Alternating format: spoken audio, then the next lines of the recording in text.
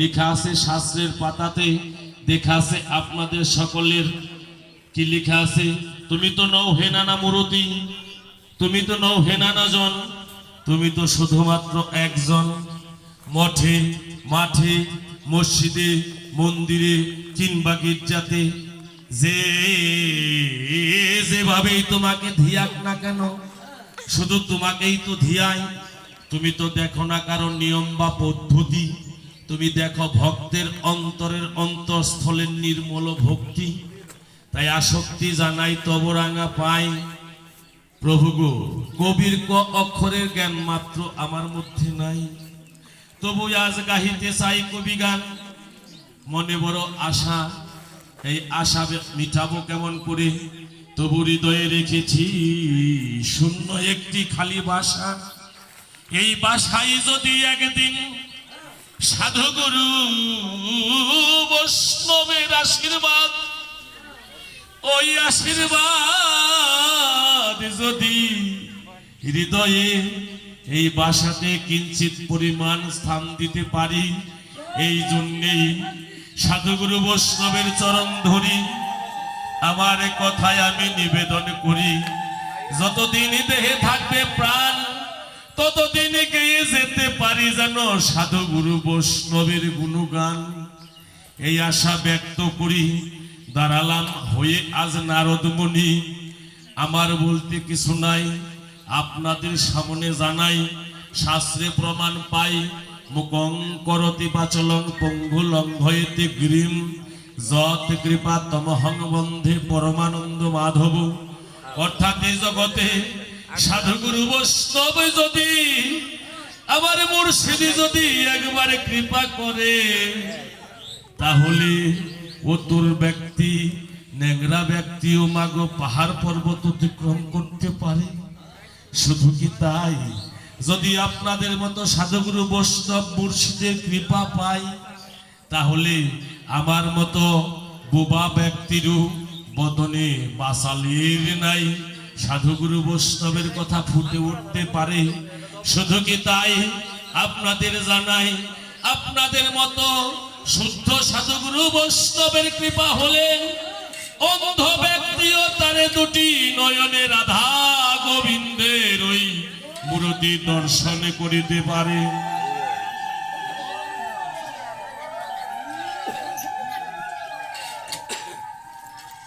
তাই আমার ক্ষিতীশ নামটি পরিহরি, বন্দনার ভাব করে শেষ, আদি অন্ত করে শেষ। যদিও আদি অন্ত পাবো না খুঁজে, তবু যেহেতু দাঁড়িয়েছি কবির আসরে, তবু বলিতে হবে সেই কথাটি বলি। পিতামাতার নাম দেয়া হয়েছে, পিতামাতা আমাকে যে নাম দিয়েছে সে নামটি হলো ক্ষিতীশ রাজবংশী। এই ক্ষিতীশ রাজবংশী নামটি পরিহরি।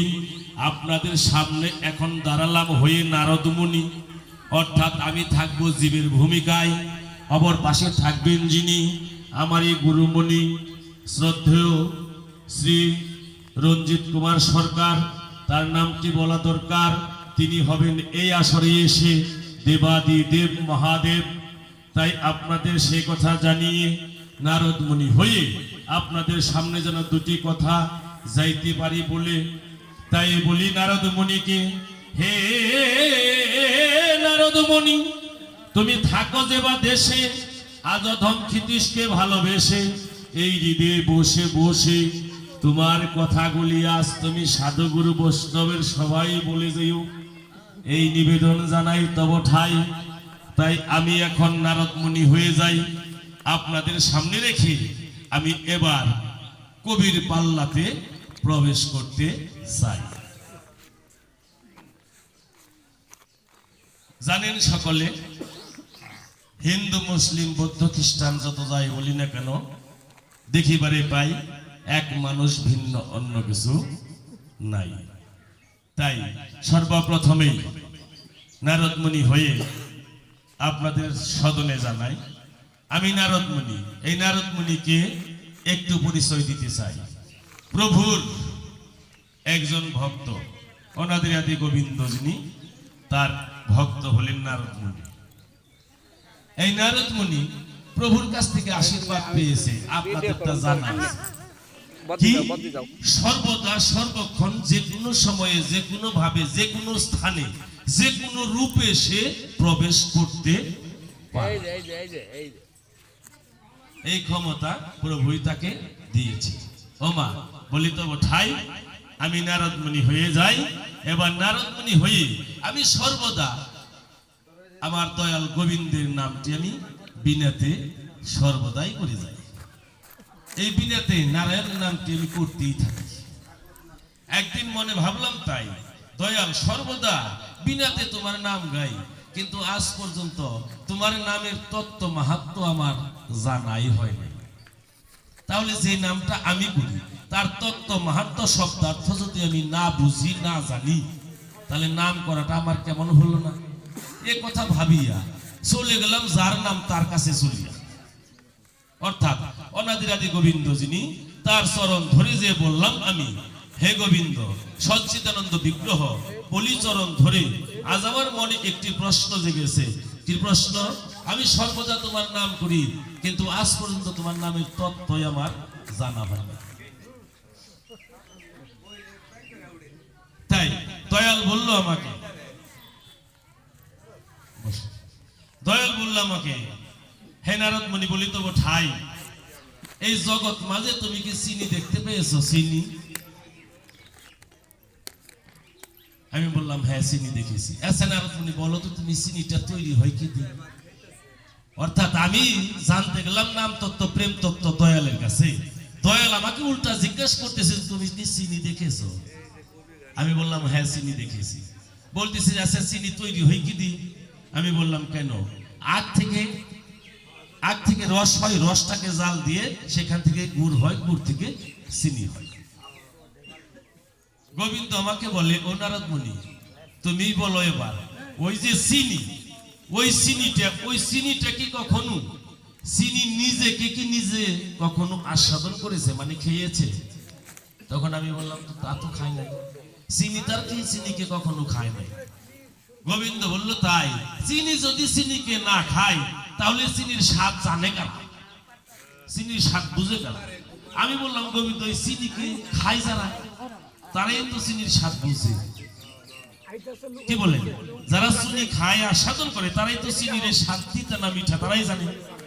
গোবিন্দ বলে, হে নারদমণি বলি তো ঠাই তুমি মনে ভেবে নাও আমি চিনি অবস্থায়, তাহলে আমি নিজেই যদি চিনি হই আমি নিজেকে কখনো খাই?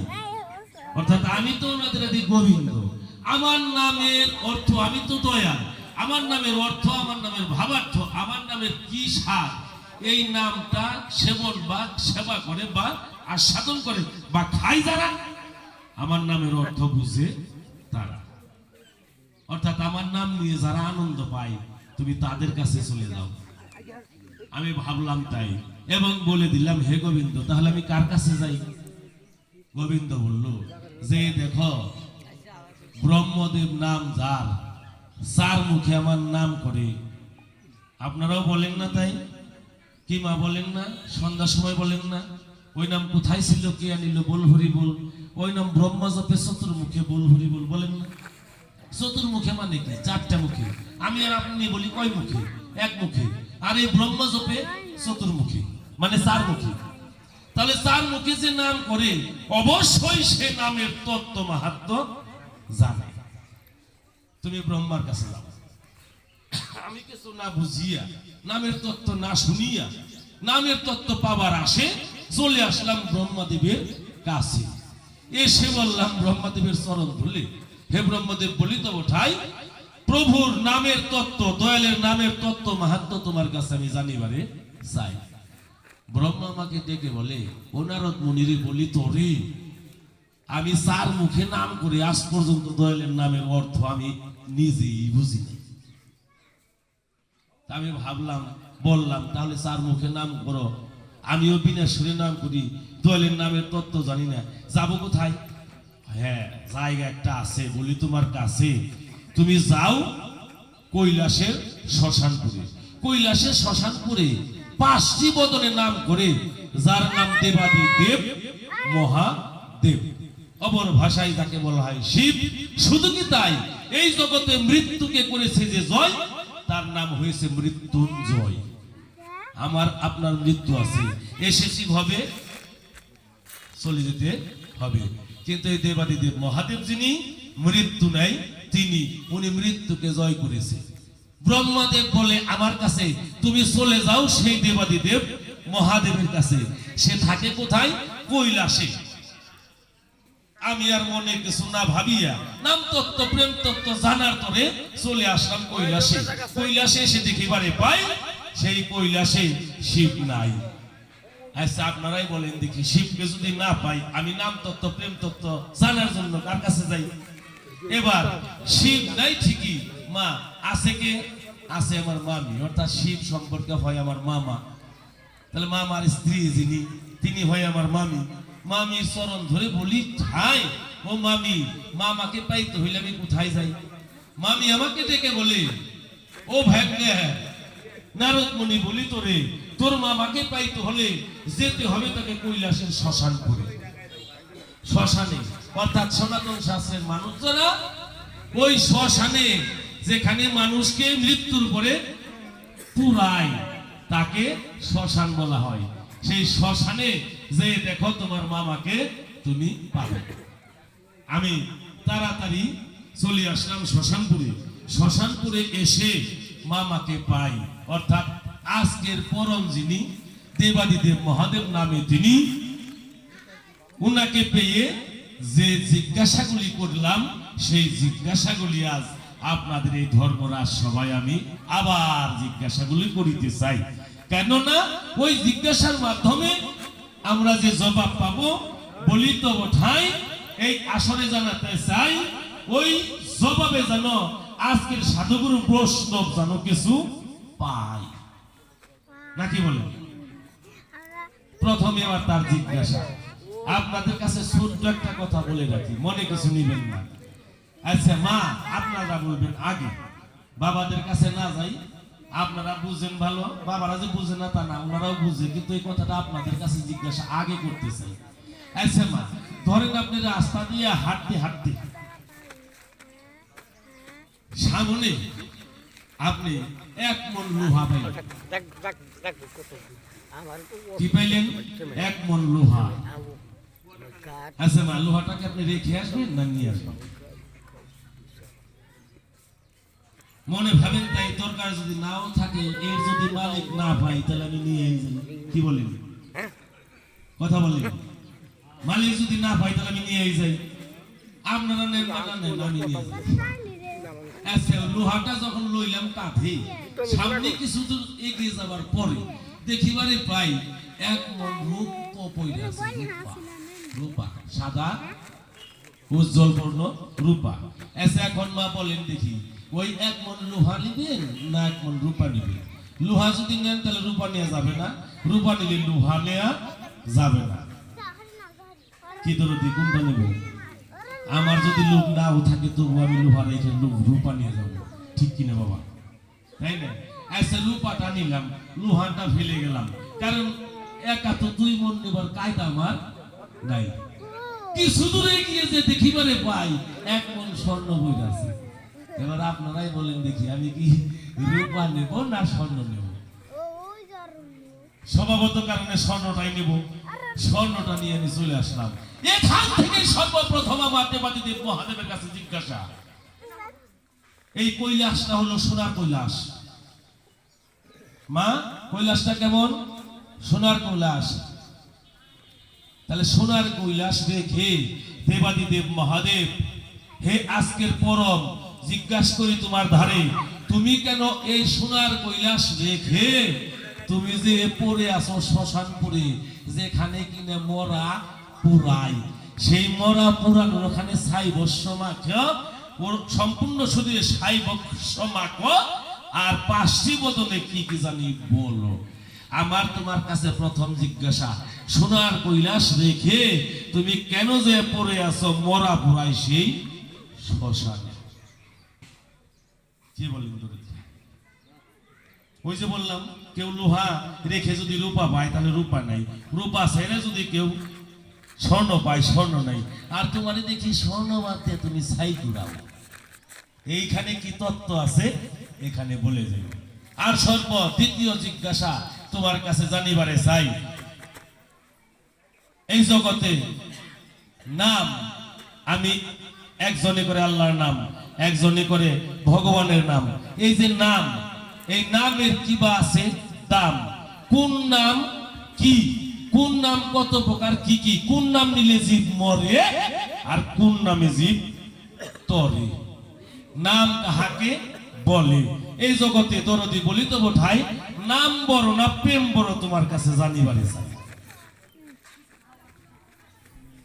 নাম কাহাকে বলে, নাম কত প্রকার, কি কি, কোন নামে জীব তরে, কোন নামে জীব মরে। এক জগতে দেখিবারে পাই, নামে একজনে প্রেমে গলে যায়। তাহলে কি নামটা বড় না প্রেমটা বড়? যদি প্রেম বড় হয় তাহলে নামের দরকার নাই, আর যদি নাম বড় হয় তাহলে প্রেমের দরকার নাই। আর যদি বলে দুটোটারই দরকার আছে, তাহলে কি জন্য কেন আছে তুমি খুলে বলবা আজ এই ধর্মরাজ আসরে। দ্বিতীয় জিজ্ঞাসা খুব সংক্ষিপ্ত করতে চাই। এবার তৃতীয় যে জিজ্ঞাসাটা তোমার কাছে করব, এখানে হিন্দু মুসলমান ছবি দেখিবারে পাই, তবে শাস্ত্র গুণে একটা জিনিস দেখিবারে পাই, সাক্ষ্য প্রমাণ যা আছে তাই বলতে চাই। হিন্দু মুসলমান জাতিভেদ যেখানে যা কিছুই থাক না কেন, শাস্ত্র কলমে ভিন্ন ভিন্ন যদিও হয়ে থাকে, তবে বাস্তবে কোনো কিন্তু পার্থক্য নাই। আপনার হাতে থেকে রক্ত বের হলে আমার হাতের থেকে রক্ত বের হলে ভিন্নতা কোনো কিছু দেখিবার নাই। কি বলেন দরদি? তা যদি হয় দয়াল আমার এখানে জানার বিষয় কি, মাঝে কথাটা বলেছিলাম, আজকে পেয়েছি উনারে, গত বছরে এসেছিলাম, এখন পর্যন্ত পয়সা আছি, আর বাস কিনে তা জানি না, তবে আজকে পরমকে পেয়েছি, দয়ালকে পেয়েছি, মনের মতো বইলে যাই। আপনারাও আছেন, একটু ধৈর্য ধরে থাকি, যাই না, ঠান্ডার দিন ঠান্ডা পড়বই, ভয় পাই নাকি করেন। জিজ্ঞাসাটা কি, আপনাদের কথাগুলি জিজ্ঞাসা করতেছি, জানিবারে চাই। ও দয়াল মাগো, সন্ধ্যা লাগলে আমরা কলিতে এসে, এই যে সন্ধ্যা মানে কলির জীব হয়ে তারপরে এসে সে কলির যুগ যখন এলো, প্রথম থেকেই আজ পর্যন্ত আপনারা শনিবারে মঙ্গলবারে পূজা করেন ত্রিনাথ ঠাকুরের। শাস্ত্রগুলো পাই, কিতাবে প্রমাণ পাই, স্পষ্ট লেখা আছে, আপনাদের দেখা আছে, আমি একা একেশ্বর, দ্বিতীয় নাস্তি, দ্বিতীয় কেহ নাই। ইসলাম ধর্মেও কোরআনেও সেই একই কথা, আমি অব্যয় অক্ষয়, দ্বিতীয় নাই, আমার কোনো শরীকতা নাই। কেমন? আল্লাহর নামের উপর কি কোনো ভাগাভাগি দ্বিভাগী চলে না, এমন কি কোনো অস্ত্র চলে না, এমন কি পানির মধ্যে দাগ দিলে যেমন দাগ থাকে না, আল্লাহ বা ঈশ্বরের নামে দাগ দিলেও কোনো দাগ থাকে না। তা যদি হয় তাহলে সনাতন শাস্ত্রে দেখিবারে পাই, তুমি নিজেই বললে আমি একা একেশ্বর, ইসলাম শাস্ত্রেও সেই একই কথা বললে, আমি একা অব্যয় অক্ষয় শাশ্বত সনাতন, দ্বিতীয় নাস্তি, দ্বিতীয় কেউ নাই।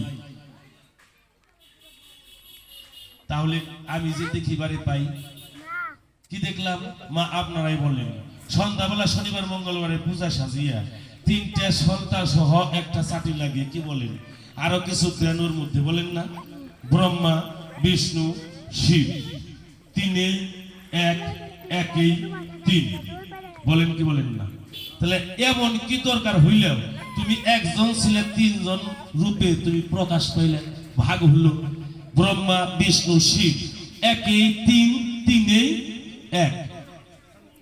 পক্ষান্তর ইসলাম শাস্ত্রে দেখিবারে পাই, আল হরফ আলিফ, আলিফের মাথা পিঠে তিন দিকে তিন নুক্তা ছুটে নাম ধারণ করলো আলিফ লাম মিম। এখানে কিন্তু দয়াল তুমি যা বলবা খুব হিসাব করে বললো, তোমার মুখের কোনো কথার দাম কিন্তু নেওয়া হবে না। ইসলাম কোরআন হাদিসে যা আছে, আর সনাতন ধর্মে রামায়ণ ভাগবত গীতা বেদে যা আছে, বলতে হবে এই আসর মাঝে। ব্যক্তিগত যুক্তিগত কোনো কথার প্রয়োজন নাই। কি বলেন দয়াল? অতএব আমার এখানে জানার বিষয়, তুমি একা তিন ভাগে ভাগ হলে কেন? আর এই ব্রহ্মতত্ত্ব, বিষ্ণু তত্ত্ব, মহেশ্বর তত্ত্ব, অপর পাশে আলিফ তত্ত্ব, লাম তত্ত্ব, মিম তত্ত্ব, এই তত্ত্বগুলো এই আসরে এসে প্রকাশ করো।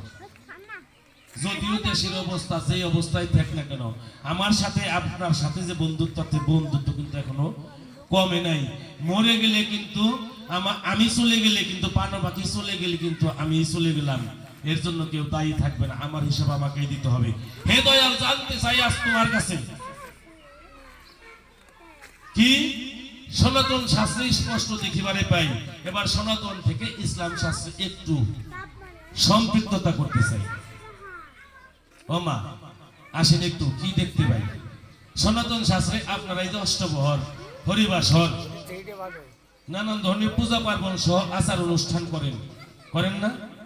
এখানে আসার পরেও আমার দরদি ধ্বনি দিল কি দিয়ে ধ্বনি দিছেন? রাধা কৃষ্ণ প্রীতি প্রেমানন্দে হরি হরি বল। এই যে রাধা কৃষ্ণ দুইজন, এখান থেকে অনাদিরাদি গোবিন্দ যিনি সচ্চিদানন্দ বিগ্রহ, তিনি শ্রীকৃষ্ণ রূপে জানেন আপনারা, আমিও তাই জানি। এবার এখানে দয়াল তোমার কাছে আমার একটু জিজ্ঞাসা করি। আগে কিন্তু 3টা জিজ্ঞাসা হয়েছে, আরো 2টা জিজ্ঞাসা করব।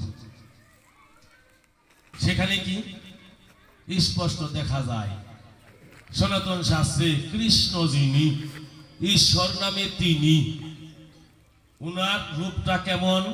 ওনার রূপটা হলো কালো, ওনাকে দেখতে লাগে ভালো, ওনার মাথায় আছে চূড়া, পায়ে আছে নূপুর, হাতে আছে বাঁশি, উনি বৃন্দাবনে বাজায় বাঁশি। ওনার আরেক নাম কালো শশী। কি মা ঠিক কিনা? এই গোবিন্দকে আপনারা পূজা করেন না? এই যেভাবে বললাম, দেখেন না ছবিতে, দেখেন মাটি দিয়ে মূর্তি করেন।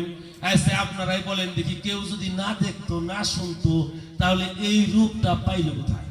তাহলে ওনার আকার বা আকৃতি বা রূপ আছে, না হলে আপনি পাইলেন কোন জায়গার থেকে?